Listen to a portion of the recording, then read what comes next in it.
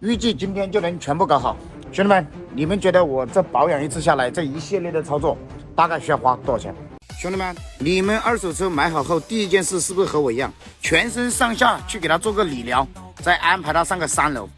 我现在应该重新介绍一下自己了，我是跑不跑车无所谓，主要是为了赚钱开3桥成龙7.8米的小凳。首先说好啊，如果说我哪些没有做到位的，或者修理师傅给我乱整的，你们要及时告诉我。虽然我没有开过黄牌，但是我主打的就是脸皮厚，咱们有的是兄弟懂，哈哈，是不是？胖哥，你今天给我安排的这个修理师傅靠不靠谱？靠谱的，靠谱的啊！零号加码，倾家荡产。这个我之前那个油箱才120升，这个应该有500升哦，不止500升吗？600啊？没有500升的油箱。哦，那这个600，我天，这么大一条。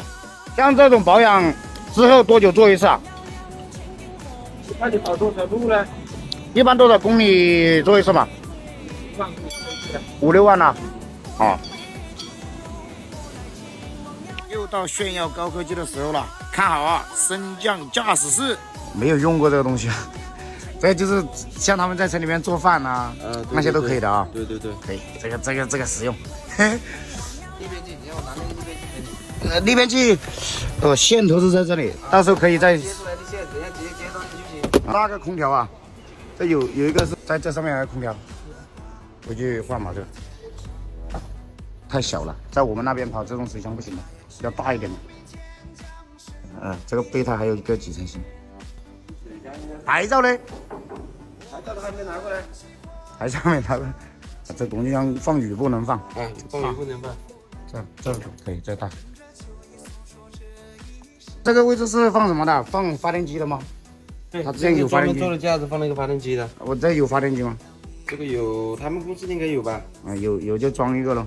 不然到时候很麻烦。轮子做一下保养，换一下机油，然后这个边灯有吗？边灯有。边灯亮不亮啊？这个？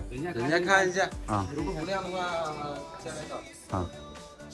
代表，我接下来的行车安全就交给你了啊！放心，没问题。OK。出头，你看它。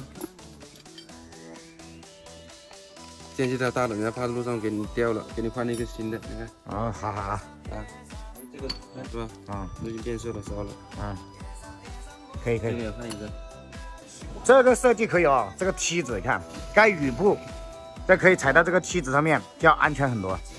这个设计给上一任车主点个赞。预计今天就能全部搞好。兄弟们，你们觉得我这保养一次下来，这一系列的操作大概需要花多少钱？咱们评论区聊一下。